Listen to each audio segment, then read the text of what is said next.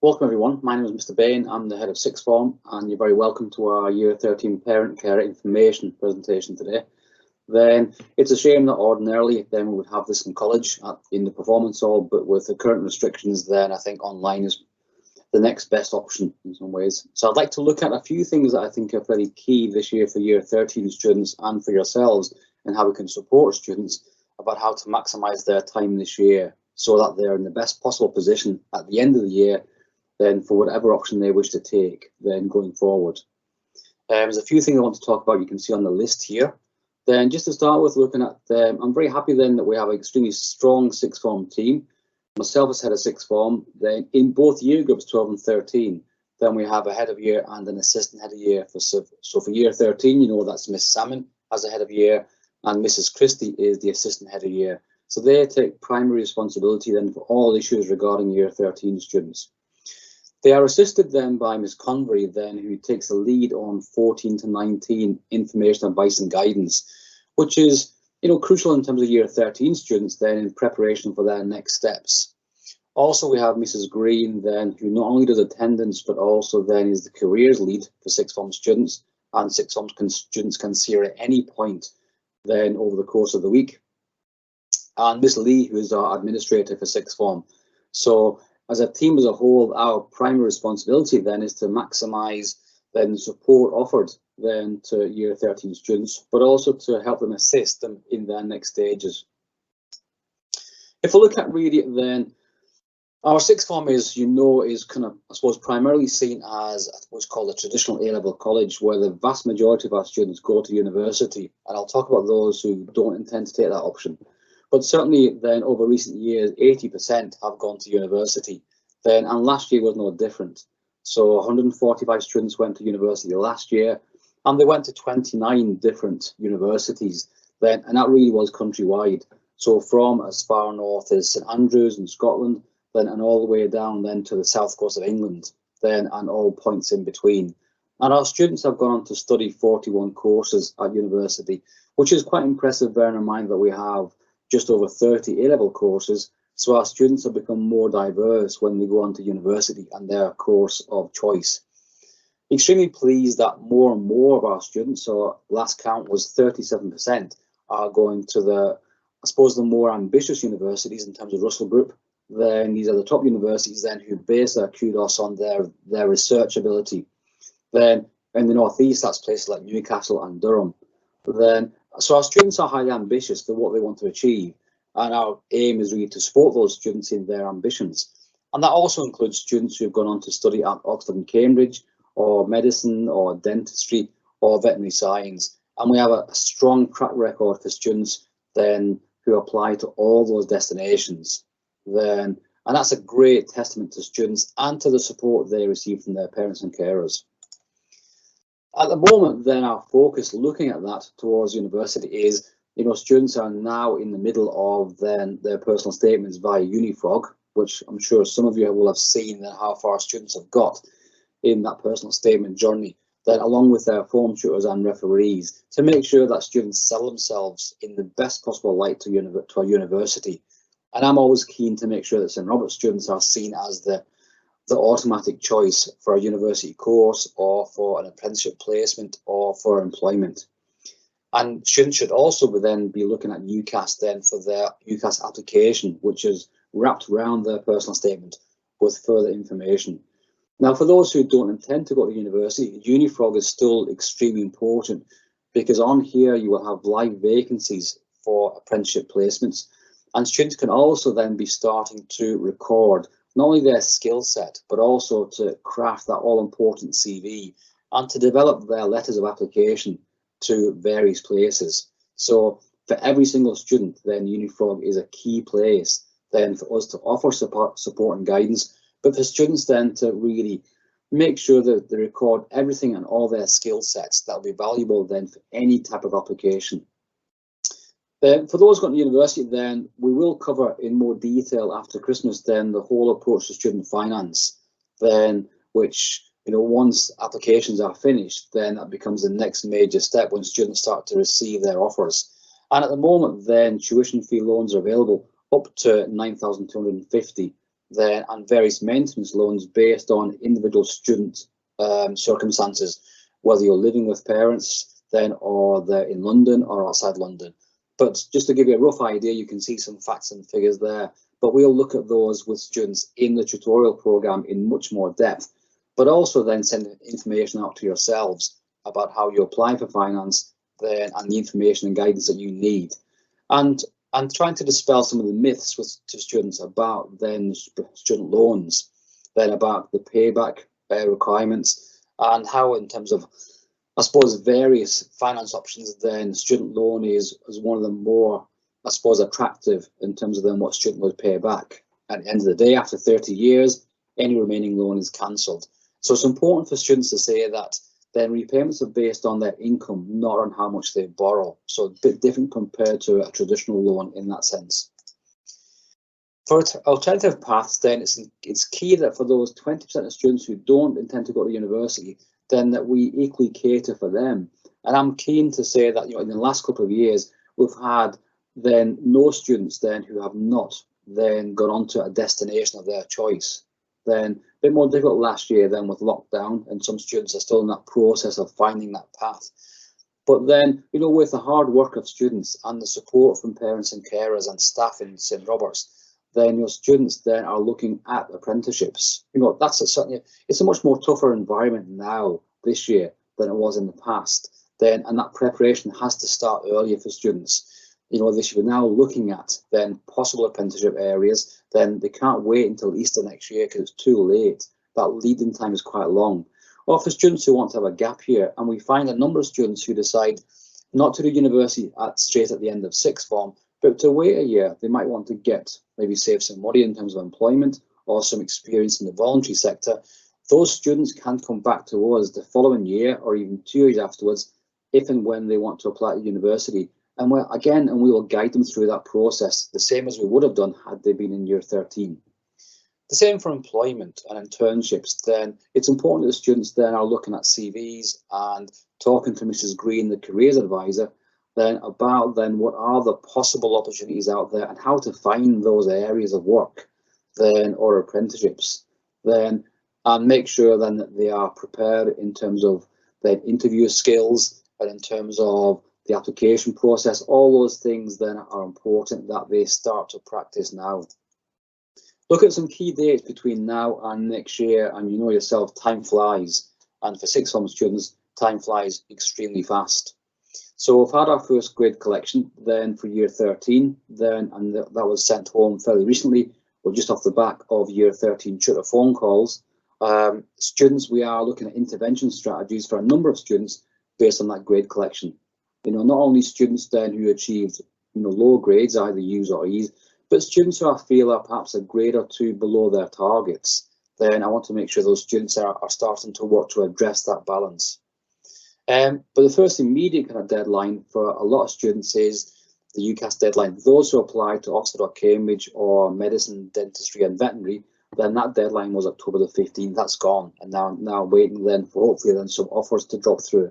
Then for other students, then the UCAS deadline in terms of the college is the 4th of December. So by then I need students to have completed a personal statement and discuss it with their tutor, and to have completed all of their UCAS application, adding on then their personal details, adding on their academic qualifications, and marking as complete and paying for it, so that all that's left is a college reference and to be checked off. Then the UCAS deadline ultimately is January the 15th, but I prefer every application to have gone before Christmas. Then there are things after Christmas which are extremely busy, and I don't want students to try and juggle then academic work in terms of exams and also UCAS, then because it means you do neither very well. So it's better to get this sorted out before Christmas. Then term starts in the new year on the 4th of January, as does mocks. So we're straight into mocks then for that first 2-week window.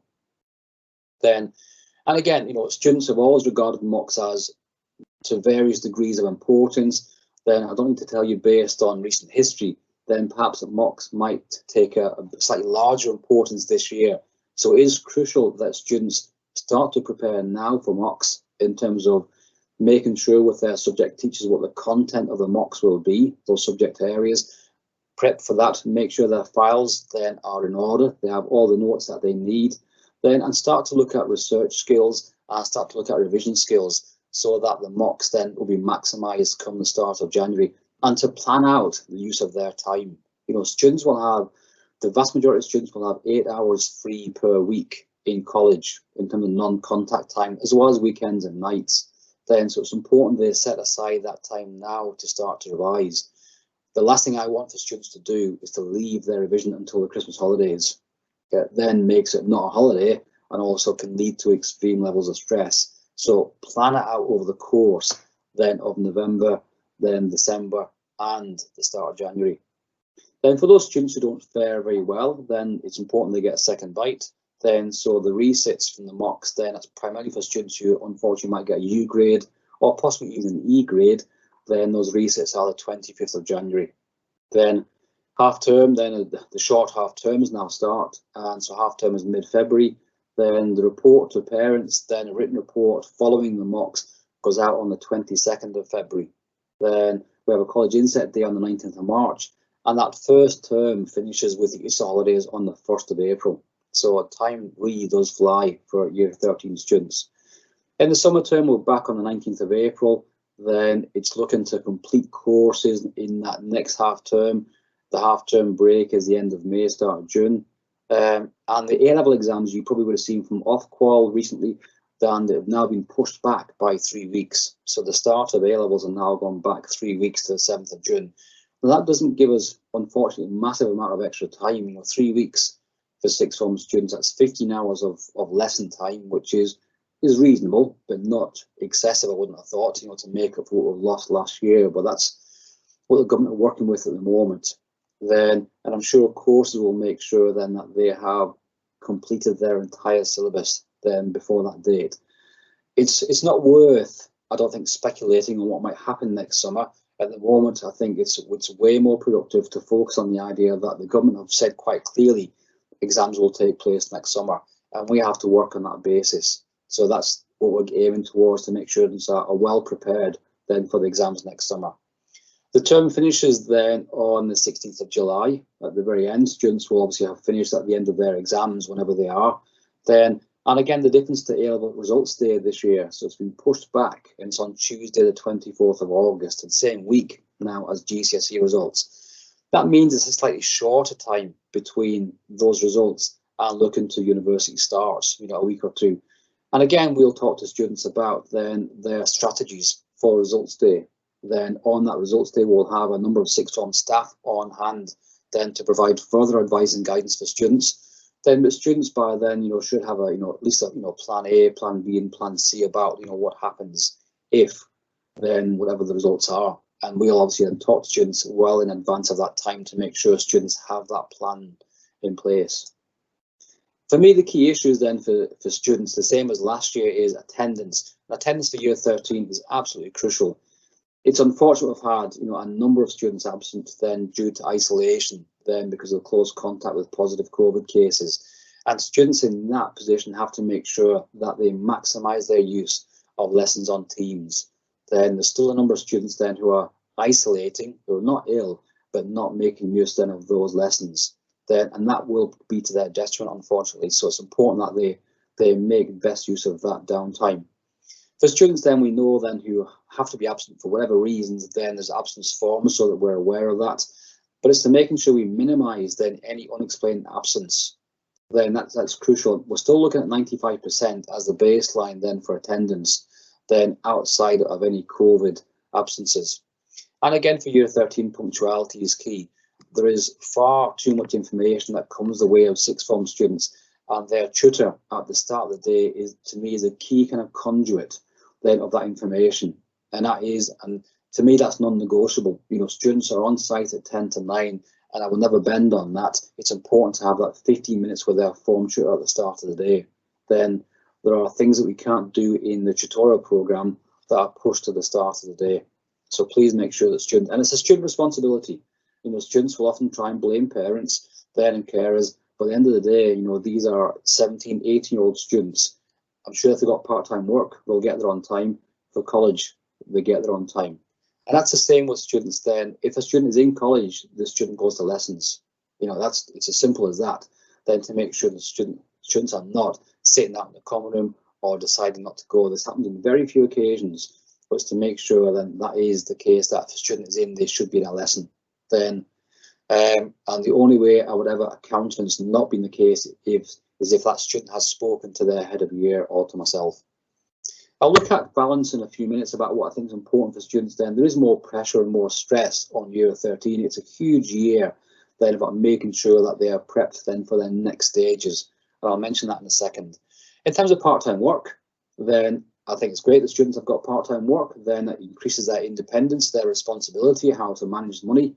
But it's going to have to be then, without a doubt, in a balance between academic study. Students should really be aiming to maximise or to minimise their work at 10 hours a week. Then I wouldn't want any more than that. It will have a knock-on effect in terms of their academic studies. Then they may well be earning more money, but there will be a detriment then to their grades.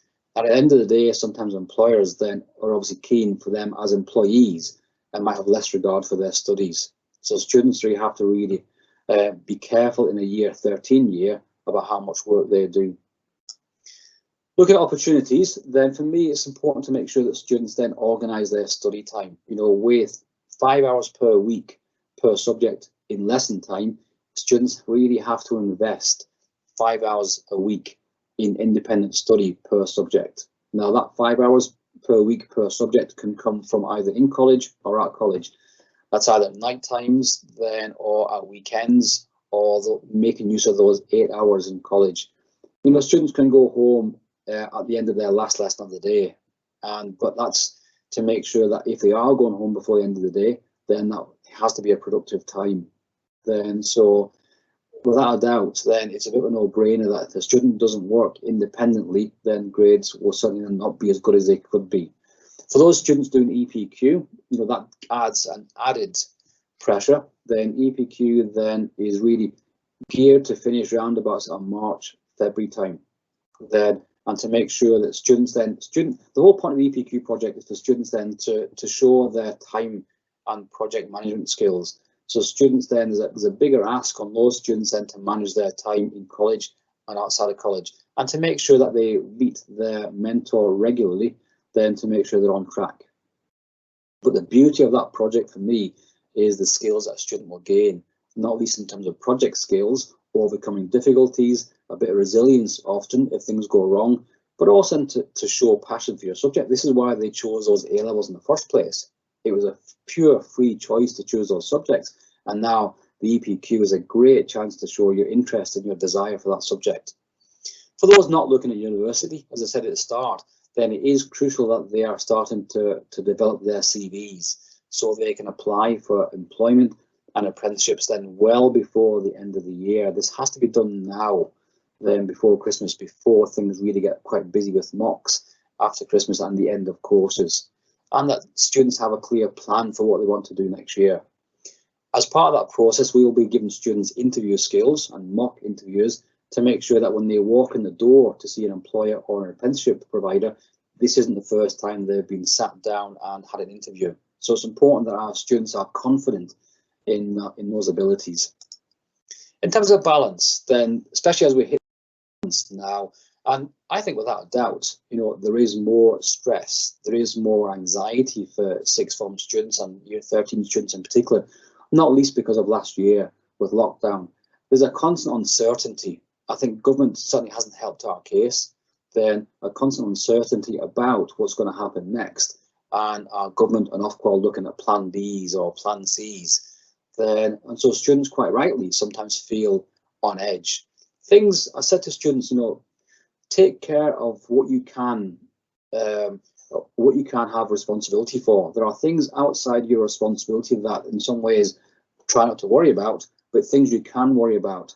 And that's in terms of, looking at then various things or approaches now to a healthy work-life balance. So in terms of maximising your exposure to daylight, it's a case of then we have a sixth form garden area for year 12 and for year 13.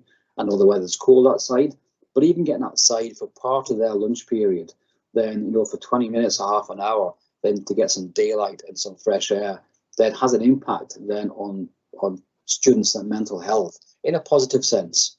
Then so it's sometimes just get off the backside and get out from the common room and go and do something different. Then exercise, then I'm a great advocate then of exercise.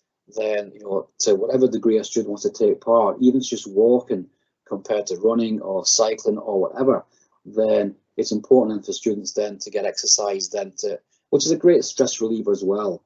Then, and that goes alongside diet, healthy eating. Then students can do lots of things then to get themselves in the best possible position then to approach academic study. Then, and diet and exercise then are two key main areas. And these are also good habits to get into before students get to university, then when they are responsible for themselves. And sleep patterns. Then difficult it is, students have to have a cut-off point in terms of balance. Then, and at the end, they have to have good quality sleep, because only then can they function well the following day. It's always a shame to see sixth form students then look absolutely shattered in college, then because without a doubt they're not taking in then either lessons or they're not got fully focused on their work. So sleep is crucial. And I think talking, the key aspect then for me is that have strong friendship groups and share with those friendship groups and family. Then the idea, problems are certainly better when they're shared. Then, and I would say that in terms of that conversation also goes to sixth form pastoral team. Then there are lots of things that we can do to support students that students might not be aware of, but at least in terms of sometimes we can be that go-between between individual students and academic departments. So the conversation is key. And for students is not being embarrassed to seek help. Then there'll be very few students who will go through a 2-year academic program in sixth form who don't need help and support at some stage of those 2 years. The sixth form 2 years are extremely tough. And it is my role and the role of this broader sixth form team to support students in any way we possibly can. So I would certainly recommend that students then talk and seek help. Then finally for me to say is then, that's your contact then for any general question about sixth form or progress then for your son or daughter is to contact Ms. Salmon as a head of year 13 in the first instance. And can I finish by saying, thanking you then for your support then for your sons and daughters in these 2 years, and also your support for St. Robert's as a sixth form. Then I'm key that the way to your son or daughter's progress is that we work together as a three-way partnership between ourselves, the college, between students, and between parents and carers. Thank you very much.